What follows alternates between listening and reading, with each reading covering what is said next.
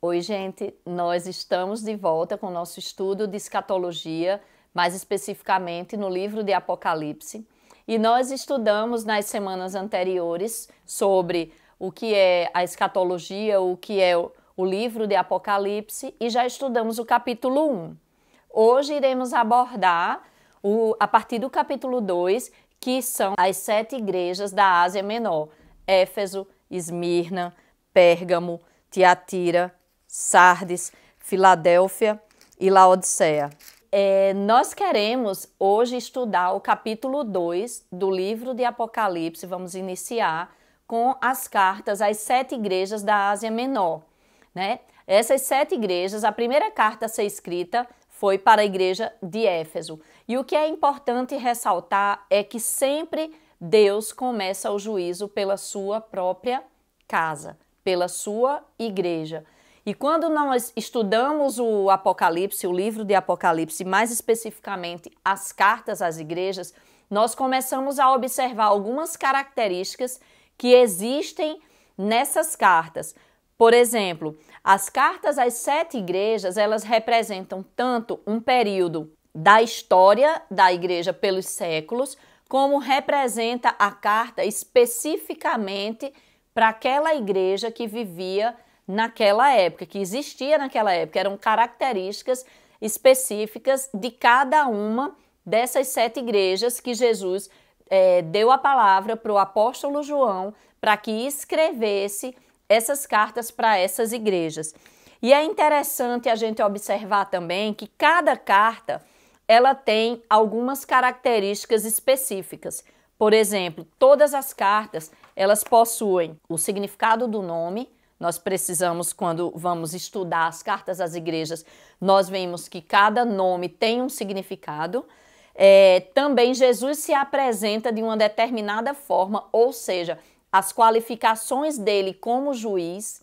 Então, Jesus, a gente vai observar que Jesus, de cada carta, ele se apresenta com determinadas características. Terceiro ponto que a gente precisa observar também é que em cada carta existe elogio para aquela igreja, exceto de todas as igrejas, as 7, que é Éfeso, Esmirna, Pérgamo, Tiatira, Sardes, Filadélfia e Laodiceia. Das 7 igrejas, a única igreja que não possui nenhum elogio é a igreja de Laodiceia. Então, quando nós montamos a estrutura de cada igreja, quando a gente vê o significado do nome, a qualificação de Jesus como juiz em cada igreja e vemos o elogio, a igreja de Laodiceia é a única igreja que não possui elogio. E existe também na carta às igrejas uma reprimenda. Jesus sempre chama a atenção, repreende determinadas igrejas. E quando a gente compara as 7 igrejas, tem 2 igrejas que não possuem reprimenda, que é a igreja de Esmirna e a igreja de Filadélfia. Essas 2 igrejas não têm nenhuma reprimenda pela parte do Senhor. Também Jesus, quando vier na segunda vinda, ele fala sobre isso em cada carta, quando ele diz assim, quando virei a ti, sempre tem uma observação, ele se mostra de uma determinada forma. E isso a gente vai observar na carta de cada igreja quando formos estudando detalhadamente. Eu estou dando um resumo geral com relação a isso para que você consiga entender como que é a estrutura dessas cartas, dessas igrejas. Também existe uma ordem para ouvir. Para todas as igrejas tem uma ordem específica para ouvir que é unânime para todas, que diz assim: quem tem ouvidos, ouça o que o Espírito diz às igrejas. Também existe uma promessa. Todas as igrejas, Jesus tem uma promessa. E isso é muito lindo de se ver, porque Jesus sempre tem algo para nós quando nós abrimos o nosso coração e nos entregamos totalmente a Ele. As igrejas, elas representam a época que elas viviam, né, as características daquela igreja, e também existe uma comparação dessas igrejas para o período das igrejas durante os séculos. Igreja apostólica, a igreja na época da perseguição romana, a oficialização do cristianismo. Cada uma das igrejas vai englobando um determinado período de tempo. Mas isso nós vamos abordar quando estudarmos as igrejas individualmente. Então, eu quero trazer primeiro essa explicação para que você entenda que cada carta, a cada igreja, ela tem uma estrutura e essa estrutura ela vai sendo seguida. E quando a gente começa a entender essa estrutura, fica fácil da gente entender as características daquela igreja e que também cada carta ela tem o poder de exortar, de consolar, de confrontar qualquer igreja de qualquer época. Isso é muito interessante porque a gente precisa estudar essas cartas às igrejas e também aplicar para a nossa vida, para a nossa igreja, para nossas características como indivíduo. Afinal de contas, a igreja do Senhor não é uma estrutura, a igreja somos nós. Nós somos templo do Espírito Santo e esse templo do Espírito Santo precisa ser cuidado, zelado, exortado, edificado. Nós precisamos, quando estudamos as cartas às igrejas, nos autoavaliar para saber que palavra Jesus diria para nós. Quando ele vem nos confrontar, qual é a palavra, qual é o elogio que ele tem a nos dizer, qual é a reprimenda que ele tem a fazer para nós, como que ele iria se apresentar para nós, qual seria a promessa que ele teria para nós. Então, quando estudamos cada carta, nós precisamos fazer uma autoanálise também da nossa vida. E é isso que eu acho tremendo no estudo da escatologia e no estudo da palavra como um todo, que Deus ele é tão tremendo, ele é tão maravilhoso que ele pega a palavra para aquele momento específico, a palavra para um determinado período da história e a palavra para cada indivíduo, cada pessoa, porque nós somos únicos. Cada um de nós é único e cada um de nós tem uma característica. E Deus se revela para nós e se relaciona conosco intimamente e individualmente. Isso é lindo, isso é maravilhoso. E quando a gente estuda essas cartas, a gente vê que cada carta sempre começa e termina com Jesus falando. É Ele quem fala o tempo inteiro. Jesus começa aquela carta, Jesus termina aquela carta. Ele conhece cada igreja. Ele conhece você, ele conhece a igreja da época, conhecia, né? No caso, a igreja da época, conhece a igreja de hoje, e aí quando eu falo de igreja também, eu já falo de instituição também. Quantas denominações tem, quantas igrejas tem, e Jesus, ele cuida de cada igreja. E nós, todos nós, um dia prestaremos conta de tudo aquilo que a gente tem feito, do que a gente tem falado, como a gente tem agido como indivíduo, como pessoa, como corpo de Cristo, como instituição, né? Porque a igreja, ela também é uma instituição, ela é composta de pessoas e essas pessoas vivem naquela comunidade e aquela comunidade tem uma visão, tem uma missão, tem um valor, tem um propósito. Então, nós precisamos fazer uma autoanálise quando nós estudamos os capítulos 2 e 3 de Apocalipse, que fala da história profética da igreja. Então, cada igreja recebeu sua carta porque representava suas características. E essas características se aplicam a qualquer época. A qualquer época. Então, nós vamos ler o capítulo 2 do livro de Apocalipse. Vamos iniciar pelo versículo 1, que diz assim: Escreve ao anjo da igreja em Éfeso. Assim diz aquele que tem as 7 estrelas na mão direita e anda no meio dos 7 candelabros de ouro. Eu vou ler a carta toda de Éfeso e aí a gente vai comentando cada texto, cada versículo, tá? Para a gente entender e enquadrar aquilo que Deus tem para falar para nós no dia de hoje. Então diz assim: Escreve ao anjo da igreja em Éfeso. Assim diz aquele que tem as 7 estrelas na mão direita e anda no meio dos 7 candelabros de ouro. Conheço tuas obras, teu trabalho e tua perseverança. Sei que não suportas os maus e que puseste à prova os que se dizem apóstolos, mas não são, e descobriste que são mentirosos. tens perseverado e sofreste por causa do meu nome, e não desanimaste. Tenho contra ti, porém, o fato de que deixaste o teu primeiro amor. Lembra-te, pois, de onde caíste, arrepende-te e volta às obras que praticavas no início. Se não te arrependeres, logo virei contra ti e tirarei o teu candelabro do seu lugar. Mas tens a teu favor que odeias as obras dos nicolaítas, as quais eu também odeio. Quem tem ouvidos, ouça o que o Espírito diz às igrejas. Ao que vencer, eu lhe permitirei comer da árvore da vida que está no paraíso de Deus. Então, a carta de Éfeso, a igreja de Éfeso, primeiro Jesus manda João escrever e ele diz, escreve ao anjo da igreja em Éfeso. A gente já falou sobre a questão do anjo da igreja, que refere-se ao ministro daquela igreja, refere-se ao líder, ao pastor daquela igreja. Então Jesus diz, escreve ao anjo da igreja em Éfeso, e aí ele se apresenta. Ele diz, assim diz aquele que tem as 7 estrelas na mão direita e anda no meio dos 7 candelabros de ouro.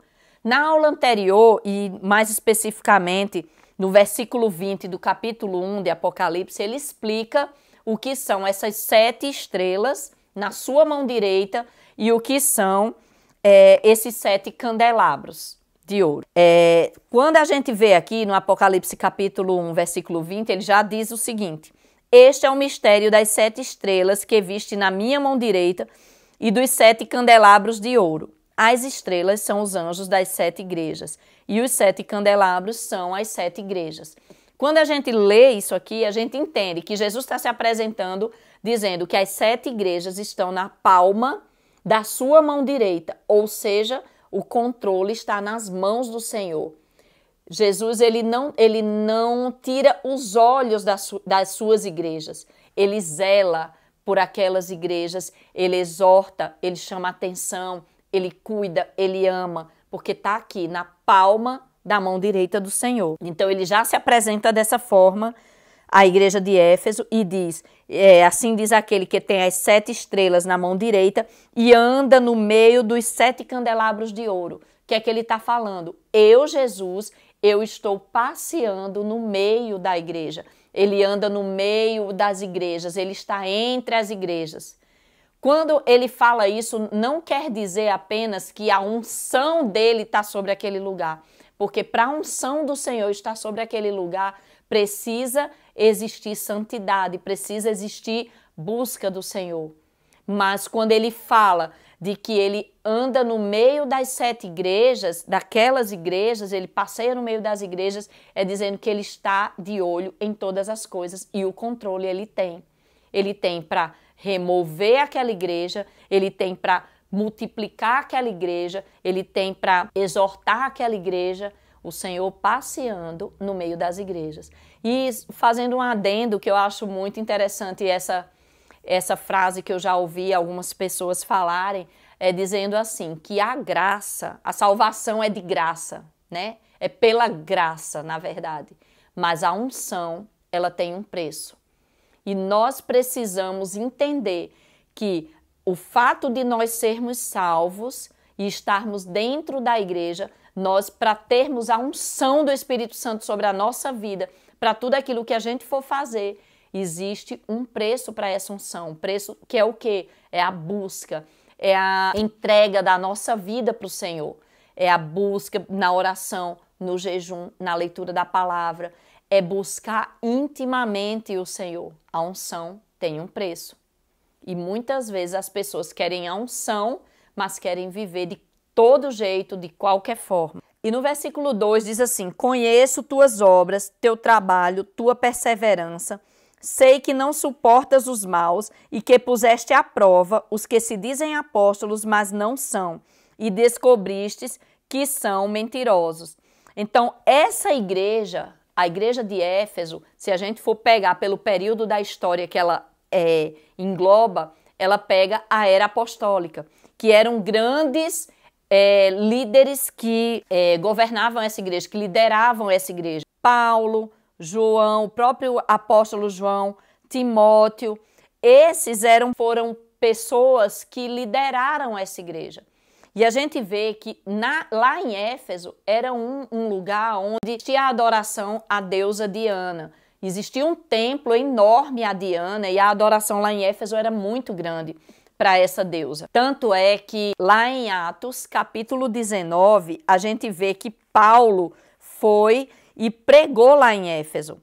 E eu quero que você abra sua Bíblia para a gente dar uma lida, para você entender o que é que aconteceu, o contexto que aconteceu lá em Éfeso nessa época, quando Paulo foi lá. Atos capítulo 19, a partir do versículo 1, diz assim: E aconteceu que enquanto Apolo estava em Corinto, Paulo, depois de atravessar as regiões mais altas, chegou a Éfeso.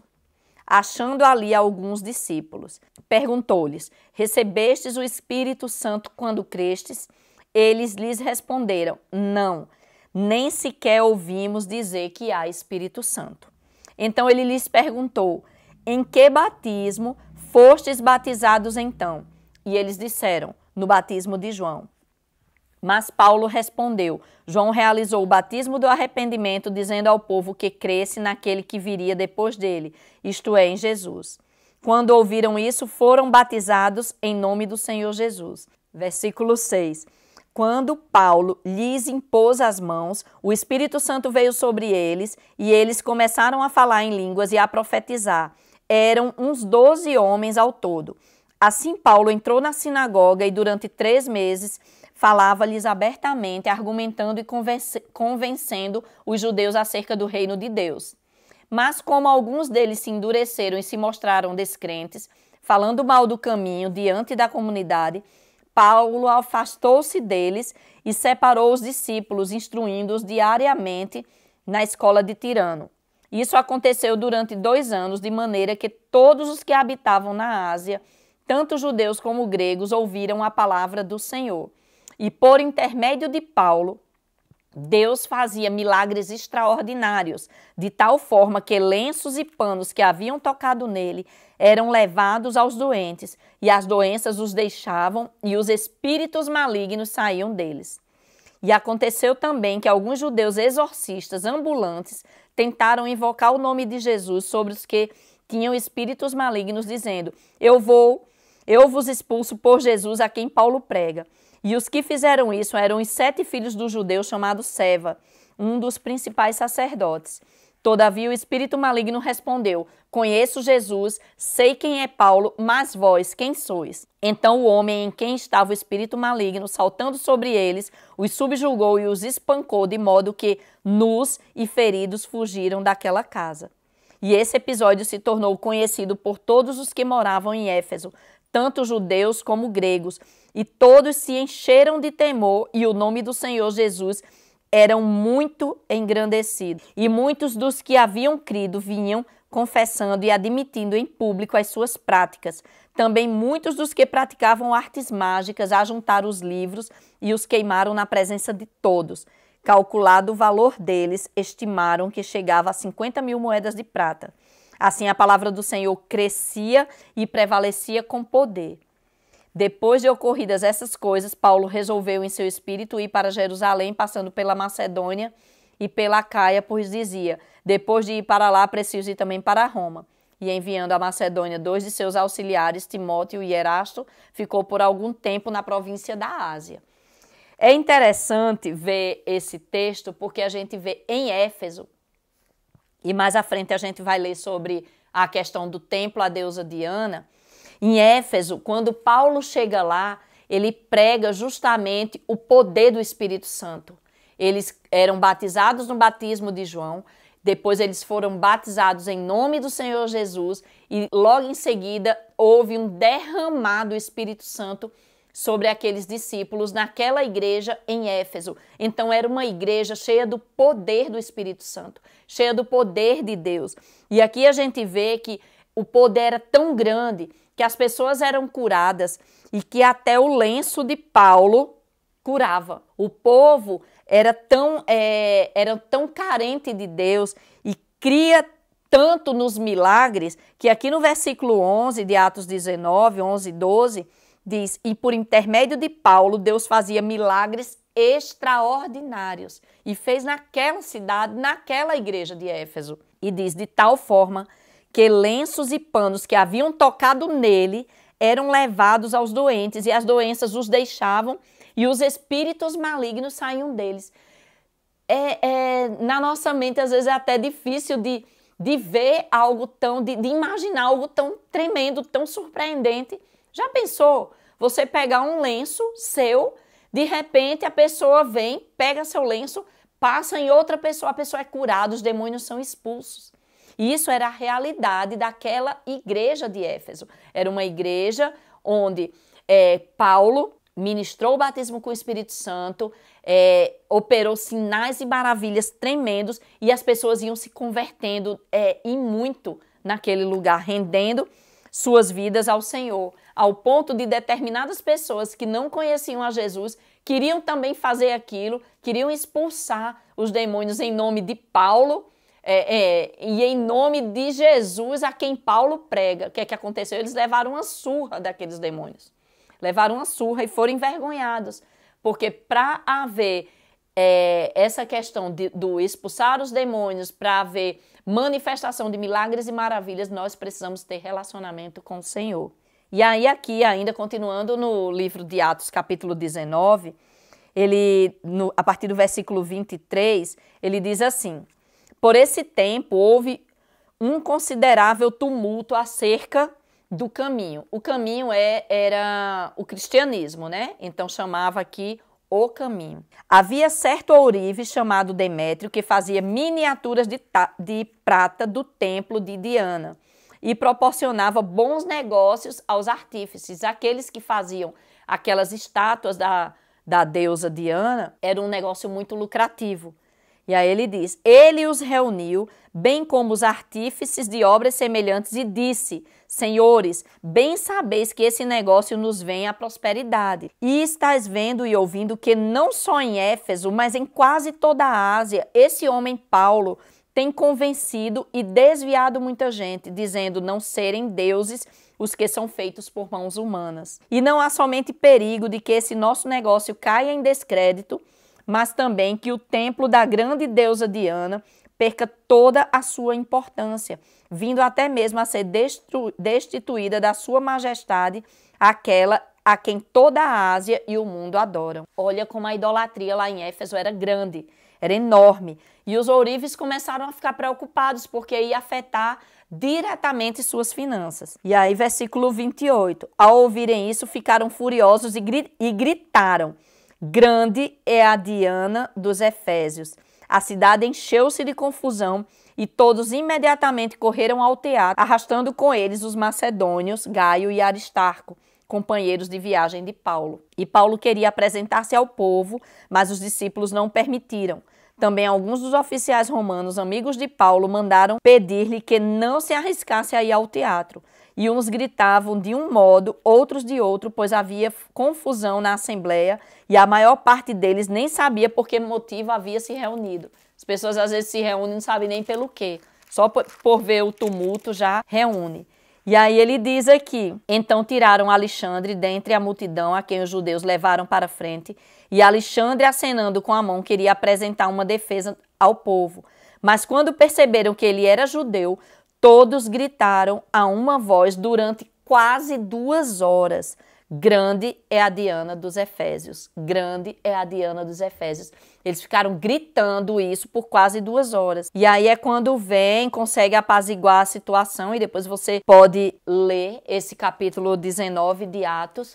Mas eu quis trazer esse texto de Atos 19 para você entender que essa carta de Jesus, lá em Apocalipse, né, no capítulo 2, essa carta de Jesus aos Efésios, à igreja em Éfeso, ele chama a responsabilidade aquilo que Éfeso já viveu. E quando ele diz aqui, no versículo 2, capítulo 2 de Apocalipse, versículo 2, ele diz, conheço tuas obras, teu trabalho e a tua perseverança. E a gente vê claramente essas atitudes aqui em Atos. E diz, sei que não suportas os maus e que puseste à prova os que se dizem apóstolos, mas não são, e descobriste que são mentirosos. Então, A igreja de Éfeso era uma igreja que confrontava, era uma igreja perseverante, era uma igreja constante, era uma igreja resistente, era uma igreja que trabalhava, era uma igreja que não tolerava falsos mestres e que sofria muitas provas. Ela passou por muitas provas, muitas perseguições. Então a igreja de Éfeso, ela viveu esse contexto e diz assim no versículo 3: tens perseverado e sofreste por causa do meu nome e não te desanimaste. Quando a gente olha esse relato de Atos 19, eu peguei só um pequeno texto que fala de Éfeso, mas a gente vê também, existe uma carta de Paulo aos Efésios, né? A carta aos Efésios, que era justamente para aquele povo daquela igreja. E a carta de Paulo aos Efésios é uma carta tremenda, maravilhosa, que fala muito a respeito de quem é Jesus. E quando a gente lê Apocalipse, estuda Apocalipse, é interessante a gente ir no contexto da história, vamos supor aqui, dessa igreja, ir lá e identificar tudo aquilo que aquela igreja viveu. E aí, quando a gente faz isso, a gente consegue contextualizar e entende o porquê da exortação ou do elogio para aquela igreja. E quando a gente vê nessa questão da carta de Jesus em Apocalipse para a igreja de Éfeso, ele exalta as qualidades de Éfeso: perseverante, sofreste por causa do meu nome e não desanimaste. Só que isso aqui é o elogio. Aí vem no versículo 4: tenho contra ti, porém, o fato de que deixaste o teu primeiro amor. E essa questão do primeiro amor é algo que é muito forte e nos faz refletir sobre isso. Quando Jesus está dizendo para aquela igreja que deixaste o primeiro amor, é tipo assim, você substituiu o amor pelo trabalho. Porque a igreja de Éfeso era uma igreja que trabalhava, tanto que Jesus falou muito aqui: conheço tuas obras, teu trabalho, tua perseverança, não suportas os maus, tens perseverado, sofreste por causa do meu nome. Mas a igreja de Éfeso perdeu a paixão. Era um ministério apaixonado pela obra de Deus, mas sem paixão pela presença de Deus. A presença de Deus naquela igreja, com o passar do tempo, ela foi esfriando. Ela foi esfriando. E quando nós puxamos para a nossa realidade, muitos de nós que temos ministério, que estamos trabalhando na igreja, muitas vezes somos pastores, líderes, professores de escola bíblica, líderes de célula, enfim, tantas atividades, ou até mesmo na questão burocrática da igreja. Nós nos envolvemos tanto na igreja, nos envolvemos tanto no dia a dia da igreja, que acaba que o primeiro amor vai esfriando. E nós precisamos trazer à memória aquilo que trouxe paixão ao nosso coração quando ouvimos falar de Jesus, quando aceitamos a Jesus. Lembra de quando você aceitou Jesus pela primeira vez, que você ouviu, que você entendeu, que você entregou sua vida a Jesus, como foi o seu comportamento? E a gente sempre compara esse primeiro amor, quando Jesus fala aqui, tenho porém contra ti o fato de que deixaste o teu primeiro amor, a gente sempre compara até como um relacionamento de um casal apaixonado, né? Um casal, quando um casal de namorados, quando começam a namorar, estão apaixonados, querem se falar todo tempo, querem estar junto todo tempo, querem ter relacionamento, né? Querem conhecer um ao outro, querem ouvir um ao outro, querem fazer declarações de amor um para o outro. E assim é o nosso relacionamento com o Senhor, quando nós conhecemos a Ele, quando nós entendemos quem Ele é, entendemos quem Jesus é, conhecemos aquele amor que nos resgatou de tudo aquilo que não prestava na nossa vida. Quantos conflitos, quantas tristezas, quantas angústias, ou às vezes até você nem passou por tantas coisas, tantas lutas assim, né? Tinha uma vida totalmente tranquila e chegou o amor de Deus na sua vida.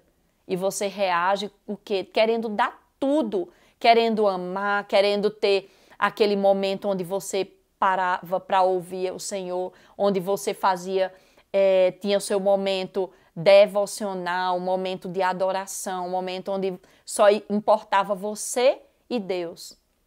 E aí vai passando o tempo, você vai entrando, conhecendo cada vez mais a palavra, que é maravilhoso. Nós precisamos conhecer e quanto mais a gente conhece, mais Deus se revela, né, para nós, através da leitura da palavra, do estudo da palavra. O Espírito Santo vai trazendo a luz e cada dia mais você vai se apaixonando. Mas existem pessoas que vão entrando num nível de trabalho, de exaustão na obra do Senhor, que esquecem do Deus daquela obra.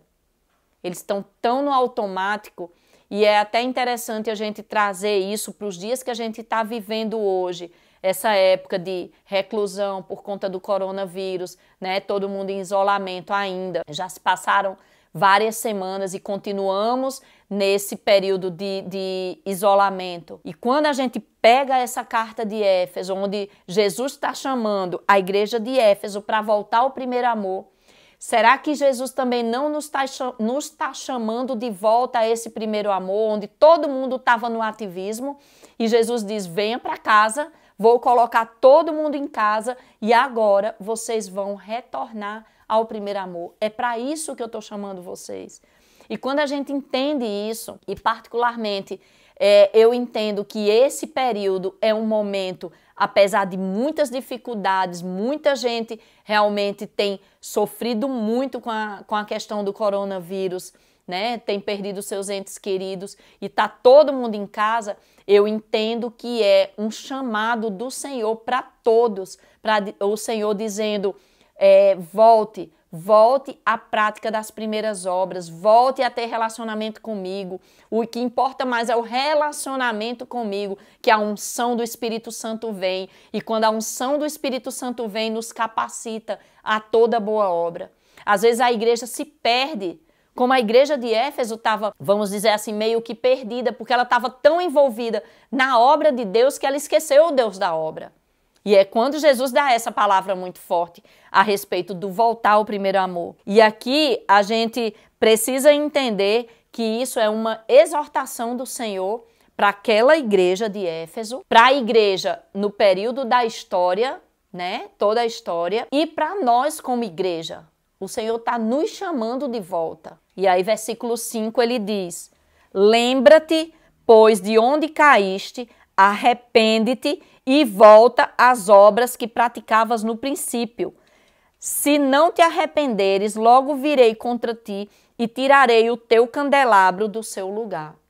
Essa palavra é muito forte. Então ele tem três coisas nesse versículo. Primeiro ele diz, lembra-te, pois, de onde caíste. Então Jesus está nos chamando a essa igreja de Éfeso e chamando a nós hoje, dizendo, lembre-se, onde foi que você caiu?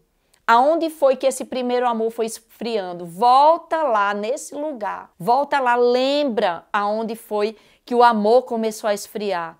Que aí ele diz, lembra-te de onde caíste. Segundo ponto, arrepende-te. Nós precisamos nos arrepender. Nós precisamos trazer à memória tudo aquilo que nós vivemos, onde caímos e para que haja arrependimento dentro do nosso coração. E arrependimento é uma palavra grega chamada metanoia, que significa mudança de mente, mudança de atitude. Nós precisamos ter essa mudança de atitude. O arrependimento gera isso. Se eu estou indo para a direita, o arrependimento, eu mudo de curso e vou para a esquerda. Então, eu tenho que ter uma mudança de comportamento. Não existe arrependimento sem mudança de comportamento. Nós precisamos realmente lembrar de onde caímos, nos arrepender. E aí vem o terceiro ponto que ele fala nesse versículo. Lembra-te de onde caíste, arrepende-te e volta às obras que praticavas no princípio, ou volta à prática das primeiras obras. Nós precisamos voltar lá atrás, lembrar como era a nossa vida antes, quando tínhamos relacionamento íntimo de primeiro amor com o Senhor, ver aonde nós caímos, nos arrepender e voltar ao princípio. O Senhor está nos chamando, e nos chamando nessa época que nós estamos vivendo hoje. Eu acho que é algo que realmente encaixa muito bem com tudo isso que nós estamos vivendo. Estamos nas nossas casas. não temos tanta liberdade para ir e vir por conta de uma questão de saúde pública, né? Questão de saúde mesmo. Então, se nós estamos em casa, vamos aproveitar, vamos nos lembrar, vamos fazer realmente essa reflexão, chegar, entrar no nosso quarto e dizer, Senhor, traz à memória onde foi que eu comecei a me afastar do primeiro amor.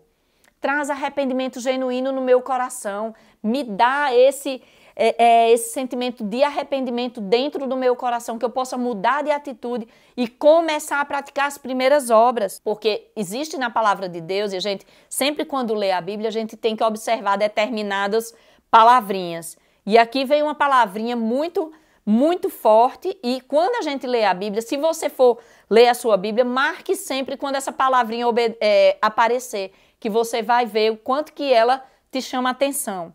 Então ele vem aqui, ó, versículo 5, Apocalipse capítulo 2, versículo 5. Lembra-te, pois, de onde caíste, arrepende-te e volta às obras que praticavas no princípio. E aí vem um se. Se não te arrependeres, logo virei contra ti e tirarei o teu candelabro do seu lugar. Sempre na palavra de Deus tem um se, tem uma condição. Ele está chamando aqui ao arrependimento. Porém, se você não se arrepender, eu virei contra ti. É ele quem vem contra nós, é ele quem vem contra você. É ele quem veio contra a igreja de Éfeso.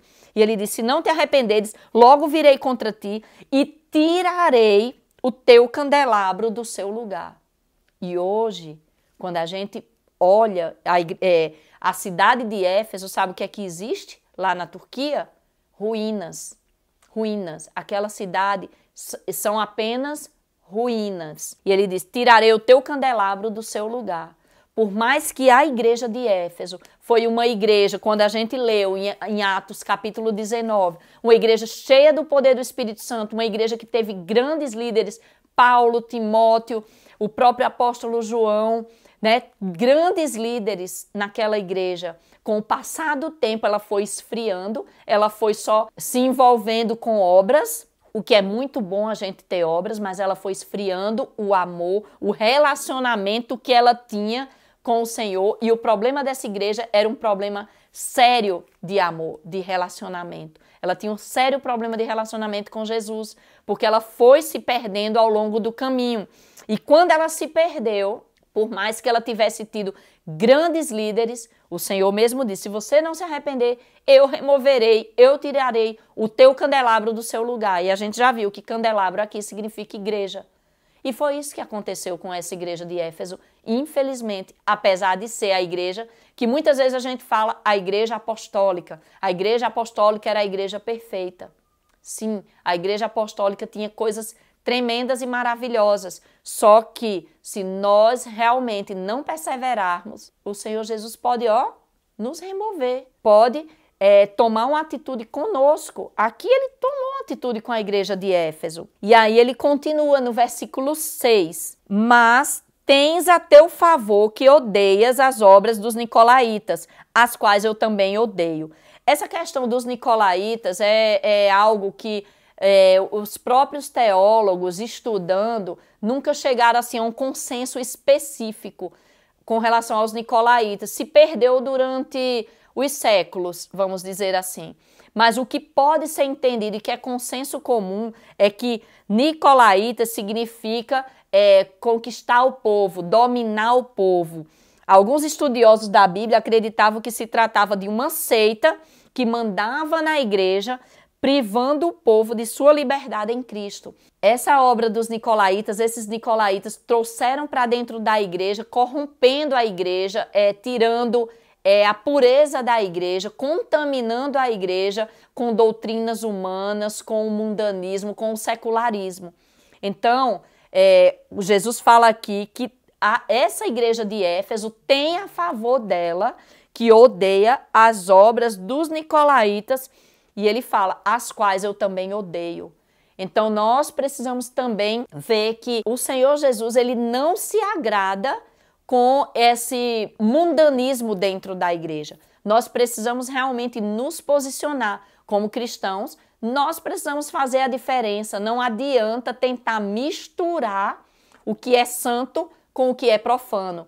E hoje em dia, na nossa realidade, no nosso contexto que a gente tem visto, né? Se você colocar na internet ou ver notícias, você vai perceber que o contexto que a gente vive hoje, quantas igrejas, infelizmente, têm se corrompido e têm misturado o santo com o profano. Nós precisamos ser uma igreja santa, uma igreja pura. E quando Jesus fala com relação à volta ao primeiro amor, o que é que ele está dizendo? Não esqueça das primeiras obras.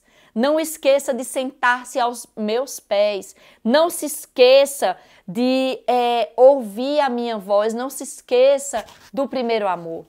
Jesus fala muito sobre isso. E quando a gente pega a história de Marta e Maria, o que é que Jesus falou para Marta? Marta, estás atarefada com muitas coisas. Maria escolheu a melhor parte, porque Maria estava aos pés do Senhor, ouvindo, se dedicando, aprendendo, se deleitando na presença do Senhor. E nós precisamos nos deleitar na presença do Senhor. E no versículo 7, ele diz assim: quem tem ouvidos, ouça o que o Espírito diz às igrejas.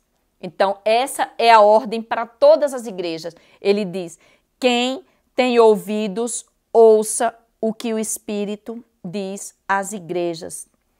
Quando nós paramos para observar a nossa vida, nós precisamos ver, tentar enxergar se nós somos uma igreja ocupada demais. Se nós somos uma igreja onde fazemos para o Senhor, mas o motivo pelo qual fazemos é o que importa. A gente precisa fazer realmente as coisas para Deus, mas precisamos saber que motivo, qual é a motivação do nosso coração. O Senhor quer uma igreja santa, quer uma igreja que pare para ouvi-lo, quer uma igreja que se relacione com Ele, quer uma igreja que não substitua o trabalho pelo amor. Ele quer uma igreja que ama a Ele verdadeiramente. E Ele fala claramente: quem tem ouvidos para ouvir, ouça. E é uma coisa interessante a gente comentar com relação à questão de quem tem ouvidos para ouvir, ouça, que ouvir é necessário um ato de vontade. Se eu quero ouvir, eu preciso ter a vontade de ouvir. Muitas vezes a gente fala a diferença de escutar e de ouvir. Você escuta, mas você não ouve. Você escuta porque você tem audição, mas o ouvir é você entender aquela mensagem. E quando Jesus fala, quem tem ouvidos, ouça o que o Espírito diz às igrejas, ouça que eu estou te chamando de volta ao primeiro amor. Ouça que eu tenho o controle dos líderes das igrejas nas minhas mãos. Eu estou passeando no meio da igreja. Eu quero te reavivar novamente, reavivar a sua fé, reavivar o meu relacionamento contigo e o teu relacionamento comigo. É isso que o Senhor está chamando a nós nesses dias. E aí, para finalizar, ele tem a promessa. Ele diz assim: ao que vencer, eu lhe permitirei comer da árvore da vida que está no paraíso de Deus. É tremendo isso, porque a árvore da vida que está no paraíso de Deus, quando a gente lê Gênesis, quando Adão e Eva pecou, a primeira coisa que Jesus fez, que Deus fez, foi tirou-os do paraíso e colocou querubins, anjos, na porta, protegendo o caminho para a árvore da vida. Ou seja, para que o homem, o ser humano, não vivesse eternamente em pecado. Então isso foi um ato de amor de Deus com a humanidade. Às vezes a gente não entende por que Deus não permitiu, porque o homem pecou e ele estava numa natureza caída. Deus quer restaurar essa vida, quer restaurar, tirar o pecado do homem, purificar, santificar, e depois que ele está puro e santificado, o Senhor abre o caminho para a árvore da vida. E aqui ele está dizendo: aquele que vencer, eu vou permitir comer da árvore da vida que está no paraíso de Deus. Isso é a coisa mais maravilhosa do mundo. É tremendo isso. É muito, muito lindo como Deus age como Deus planeja, em tudo Deus tem um propósito. E os vencedores não são uma elite espiritual, eu até li no livro, não são uma elite espiritual, mas eles são verdadeiros cristãos. O vencedor é aquele que alcança a linha de chegada. Nós precisamos alcançar a linha de chegada. Nós precisamos analisar a nossa vida, nos arrepender, lembrar sempre desse versículo, que você puxe na sua memória, coloque, pregue no seu guarda-roupa, na geladeira, onde for, para que traga à memória esse versículo 5. Lembra-te, pois, de onde caíste, arrepende-te, volta às obras que praticavas no princípio. Se não te arrependeres, logo virei contra ti e tirarei o teu candelabro do seu lugar. Então, essa carta da igreja de Éfeso é essa chamada, que a queda de Éfeso foi uma queda em amor, de amor, na verdade. A queda de Éfeso foi uma queda de amor. Lembra-te, arrepende-te e volta. Isso é o que o Senhor quer para nós. Isso é o que o Senhor tem para a minha vida, para a sua vida. A igreja de Éfeso foi uma igreja descuidada no sentido do amor. Ela era zelosa pela obra, mas descuidada no amor. Será que nós não fazemos a mesma coisa? Então, que você possa refletir com relação a isso. Na semana que vem, nós iremos estudar a carta à igreja de Esmirna. E presta atenção e vamos só recapitular aqui. Nós vamos colocar um quadro aqui, nesse canto, onde a gente vai colocar os tópicos, né? Significado da igreja. O significado de Éfeso é relaxar, soltar. É uma igreja que foi se perdendo. As qualificações de Jesus como juiz. Ele se apresentou como aquele que tem as 7 estrelas na mão direita e anda no meio dos 7 candelabros de ouro. O elogio para essa igreja. O elogio é fiel no labor e na perseverança e que odeia as obras dos nicolaítas. A reprimenda. Então tem uma reprimenda para a igreja de Éfeso. Abandonou o primeiro amor. Jesus virá e se a igreja não se arrepender, ele removerá o seu candelabro. A promessa é alimentar-se da árvore da vida e a época que essa igreja englobou é a época apostólica, que vai do ano 33 depois de Cristo até o ano 100 depois de Cristo. Então, aqui, nosso quadrinho para você entender. E cada vez que a gente for falar das igrejas, a gente vai colocar aqui o quadrinho com cada um desses tópicos e você vai entender claramente tudo aquilo que aquelas igrejas têm. Cada igreja tem as suas características. Amém? Que Deus abençoe e o nosso estudo continua na semana que vem. Esperamos vocês. Deus abençoe.